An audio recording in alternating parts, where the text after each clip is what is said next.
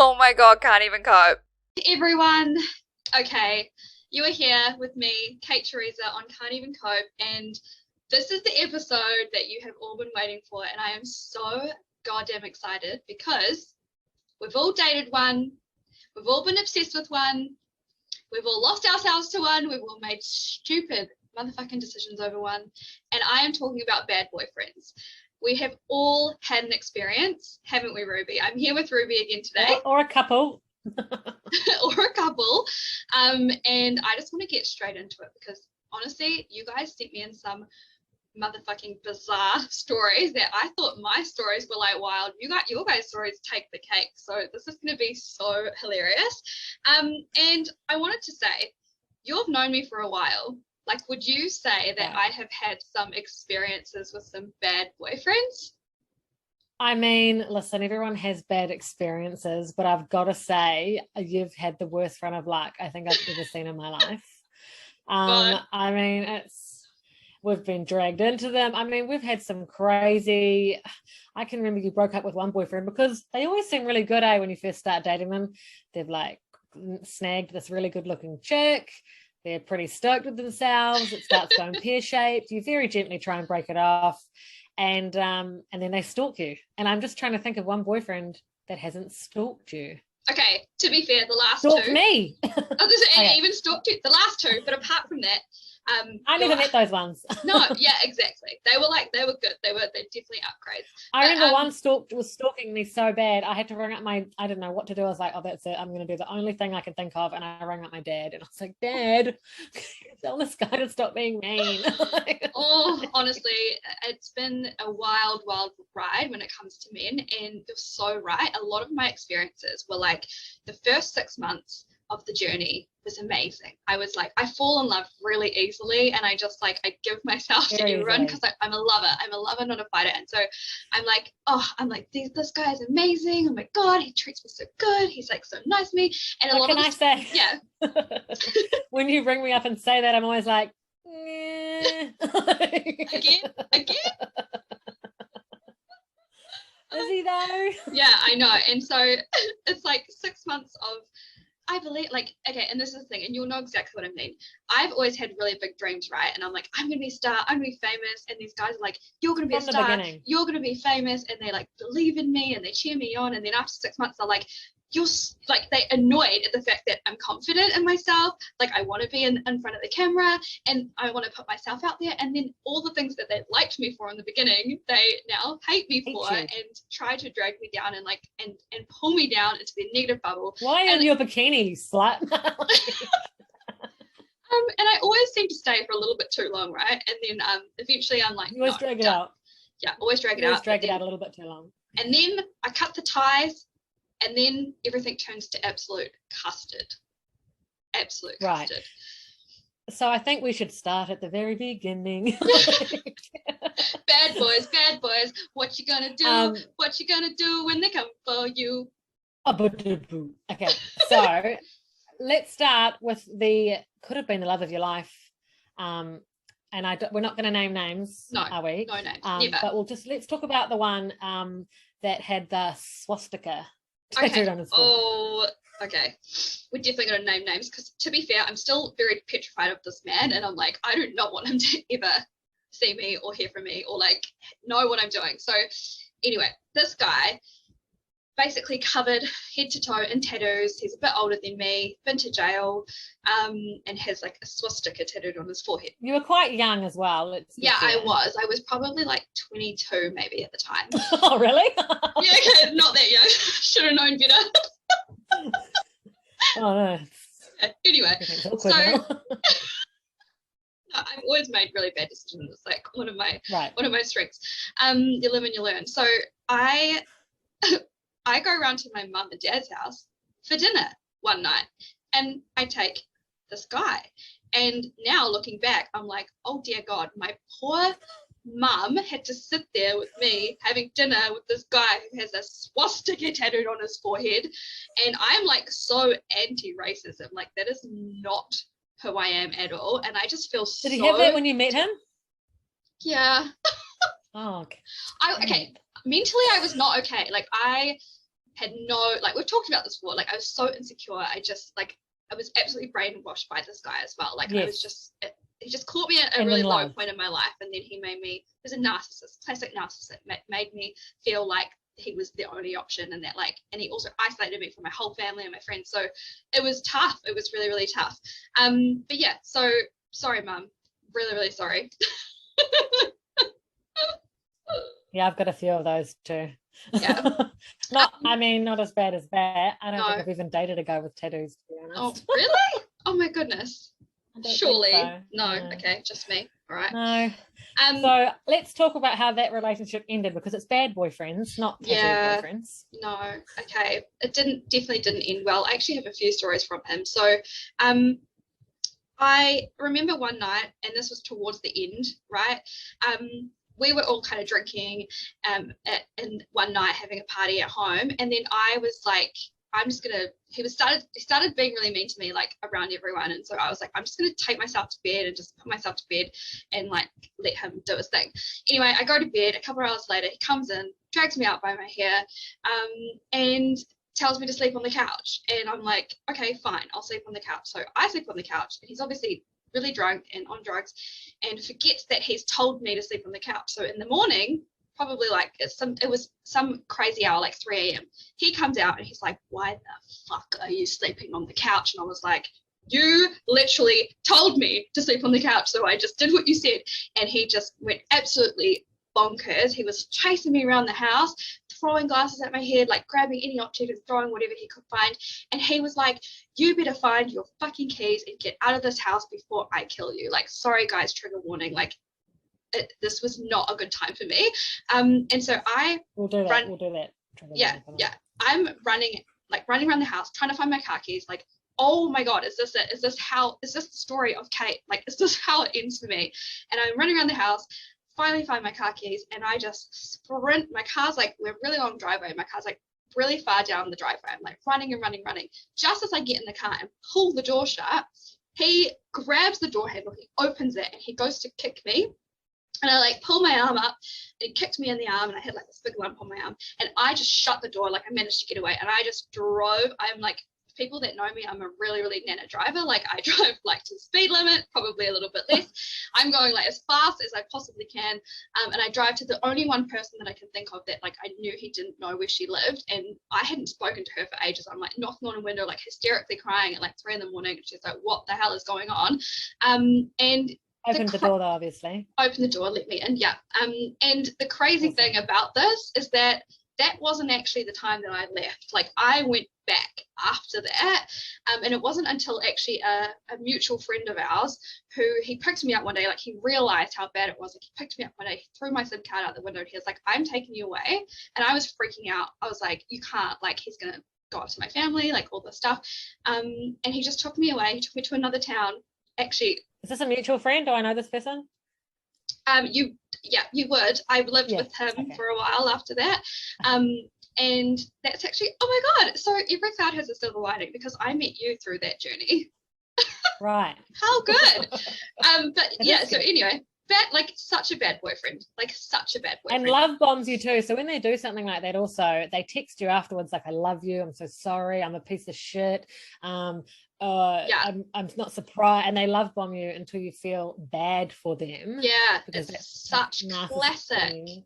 Yeah, and then you go back because he loves me. And honestly, guys, like I have experienced so many narcissists in my life that like now it just seems so clear. I'd be able to like pick it up so easily, but like if you're in that situation, it can be so hard to even see.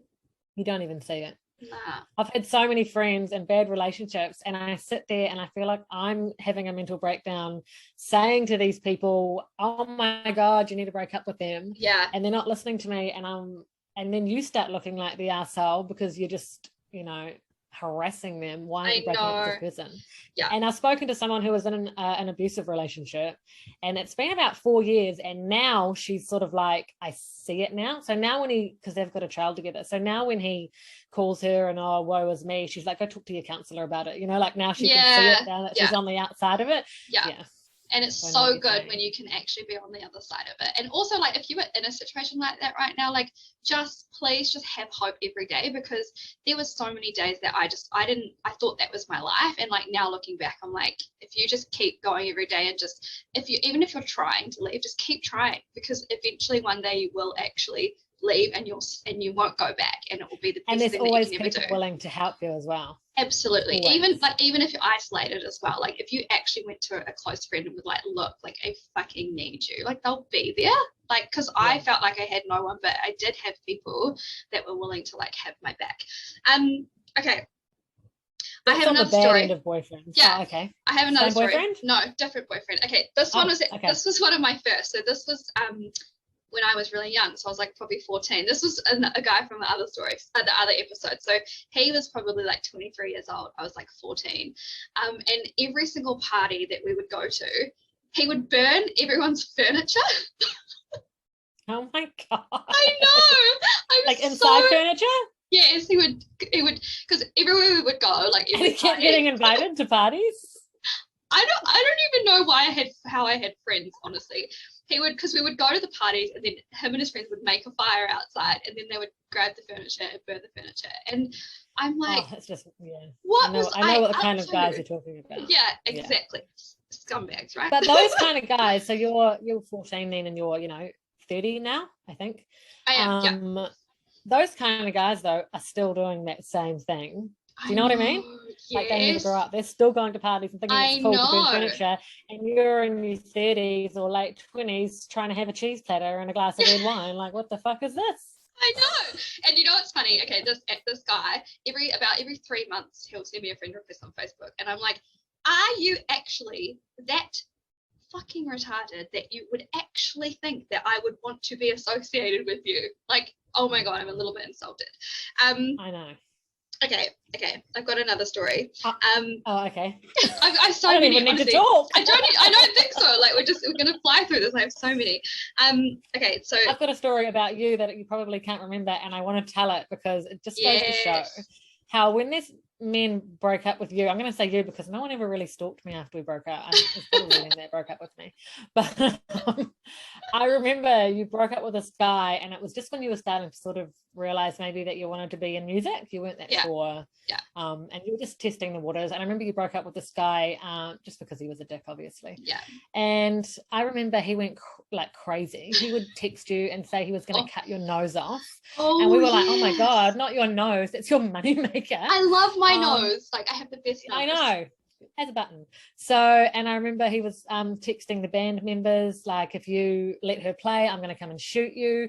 And I'm thinking, is this like, is he trying to woo you? Is he trying to woo you back? Do men actually think if they behave like this, you're just going to be like, oh, you're right, I miss you. I love you so much. I don't understand that. You just make me feel so safe and protected and valued and appreciated. Like I just look at you with such admiration. Like I just don't get it. But you know, we couldn't go back after the nose thing, eh? That was just... who would want to chop off my beautiful money nose? maker. It is. Okay. So I don't have any stories like this. I just want to say, like, my stories are nothing compared to this. No, so, I know. You know, I've like the good thing about this, guys, is that at the time, obviously, these situations weren't fun, but I have great stories to share with you guys, and I'm so glad that you get to like learn about me and like hear about what I've been through in my life, and like look at me now, I'm absolutely thriving and so happy and in love with my life. So we're all good here. Okay, so my one and only experience with Tinder. This is when I was living in Australia. I refuse. Like I just don't do dating apps. I think that's just not my cup of tea. But when I was living in Melbourne, I went on Tinder and I met this guy anyway, and we started dating. Is this the one you dated? Yeah, we dated for a while. Letter of the alphabet? Okay, yeah, I know who you're talking about. Yeah. So that one. So we dated for a while, and he told me one day that I looked like a stripper with blonde hair, and he didn't really want to like introduce me to like close people of his because of how I looked like a stripper when I was blonde. And I was just like, whoa, like that is so not cool, man. You just don't say that. I don't think men should comment on any part of any woman's body unless it's like you look hot. Yeah, exactly. Like, why say anything? And what do you even mean I look like a stripper? Like, strippers all look completely different. Like, what? I don't understand like the like this perspective there. But whatever, guy. Anyway, we all know how that relationship ended up. We're not together. My story's not that bad, but I thought I'd just tell you a little funny one. So I had this boyfriend. I doesn't even think I was that into him. I think I just was bored and I wanted a boyfriend because all my friends had boyfriends and I, was bored. And I remember towards the end, and I think this was actually the last time we spoke. It was Valentine's Day and we'd had a fight and he'd gone. And it was 1:00 in the morning and I woke up to the shower going, and every story I've ever read, that means your boyfriend's cheated on you and he's come home and jumped in the shower quickly. And I thought, oh my God, he's cheated on me. I don't even think I was that bothered. But anyway, woke up in the morning. I woke up in the morning and he couldn't find his pants. And I was like, oh, he's definitely cheated on me. Like, he's coming home at 1 a.m. Yeah. And he doesn't have his pants. I mean, when does that ever happen? People come home with no pants. We were walking home and we were going down an alleyway beside my house, the alleyway. Yeah. And I saw this lump in the middle of the footpath. And we got a little bit closer and I realized it was his shorts. And I thought, this is so exciting. Fuck somebody in the alleyway. Like, that's where he's done it. And he just doesn't put his pants back on. And I got closer. And I think I would have rather that he cheated on me, shit his pants on the way home, had stripped off his pants, bolted home, half covered in shit, and jumped in my shower. Oh, okay. No way. I don't know if that is like as bad as yours, but that made me realize that I can be single and that's okay. Yeah. That's not the worst thing. You could be dating the guy who shit his pants. Yeah. I can't say I've ever dated anyone that did that. So I definitely feel like that was worth sharing. That is wild. Yeah. Holy moly. That's probably my most, like wildest bad boyfriend story. Yeah. Well, I don't know if he's a bad boyfriend. Like, maybe you're like a bit of a loser. Yeah. That was definitely an interesting era, if you can call it an era. Yeah. That was wild. That was literally all my friends have boyfriends. I'm bored and I want a boyfriend. Yeah. And now you have a great man. So I know. So good. Yeah. And at least like you literally didn't need any bad boyfriend stories because you literally experienced so many of mine with me. I know. I feel like we shared that together. I know. Okay. And I still have some of them texting me now like, hey man, you still hear from Kate? I know. And I'm like, dude, it's been 5 years. Let it go. Okay. Like I get really confused, but they always do. They kind of show up a couple of years later and think that now I'm going to talk to you because it's been a few years and I've all of a sudden forgotten the way that you treated me and forgotten the way you made me feel. Okay. Yeah. Actually, so I know that some people sent you. Oh, you carry on. No, you go. I was just going to say, I know that some people have sent you in some stories. Yes. Still probably worse than mine, and you were going to read some out. Yeah, absolutely. Okay. So this one here, I think this one takes the cake out of all of them, and I just think it's absolutely wild. Okay, stole my savings, left me with a baby, and it gets worse, and hooked up with his teenage son's girlfriend, and is now in jail. Yeah, I mean, any one of those 4 things is enough to be a bad boyfriend. But all together? The quad. Yeah. The quad. Like, what do you call that? The trifecta or something, eh? I'm like, awful. I'm so sorry for you, babe. Like, that is just. Do you know who that's awful for as well? The teenage girl. Yeah. That probably was young, and we've been that young and stupid. I know. Who was seduced by a grown ass man. Yeah. It's horrible, eh? Like, it's so horrible. That poor girl. Okay. I'm just going to roll through these because they're absolutely amazing. Okay. This one made me laugh. Ended up in hospital with a kidney infection from constant exposure to his nasty dick. Oh my God. Oh, that's why don't be a fool, wrap your tool. Nobody wants to be exposed to nasty dick. Nobody wants to be exposed to nasty dick. No, we just don't. Okay, next one. I once told a guy I was dating a traumatizing story about another guy that secretly filmed me during sex. And then a week later, this guy also tried to secretly film me while we were having sex. Well, awful. Okay, I haven't not that I know of, had anyone do that to me. But like, I just find that really creepy. Like, it's just. I've done it with a boyfriend before, like film. But you knew, right? And yeah, but I've gone to look back at it and I'm like, that should not see the light of day. You know, like I am not a model nor a porn star, and that is my poor boyfriend. That's all I was thinking when I watched that back. That was deleted. I've never deleted anything so fast off my phone and my iCloud. Yeah. As I did that video. Yeah. Okay. Honestly, this kind of sucks because I do think one day I'm going to be famous, right? There's a few, not a lot, maybe a couple, maybe like 2 or 3 videos of me out there somewhere. And I just hope and pray to the gods of the universe that they deleted those videos because they were mad. They probably lost their phones. I really hope so. They lost their phones. Okay, I just want to share one more. So I had a guy cheated on me with 27 Tinder one-night stands in 2 months after they had been together for a year. Yeah. First of all, like a dude with a nasty dick. I have questions though. I'm like, how do you know? Like, how did you find that out? That's wild. 27 in 2 months. Oh yeah, that's more than. Oh yeah, I was thinking that's more than one a day, but it's not. It's kind of like one every couple of days, right? If my math, I'm really bad at math. So I'm bad at math too. It's enough to be disgusted. Yeah. Okay. As much as I would love to stay and talk all night long, and I think we should actually do a part 2 of Bad Boyfriend. I do too. We should do a part 2, absolutely. Yeah, because I'm going to go home and think about some stories. Yeah. Because I don't know if they make me look bad or them look bad, but I've got some good ones. Yeah, and I have way more to share with you guys. So I am so down. We're going to do part 2, Bad Boyfriend. Absolutely. And thank you guys so much for listening. Please like and share and tag me and all the stuff. And I freaking love you guys, and I love sharing this shit with you. And I will talk to you in part 2. Bye. Bye.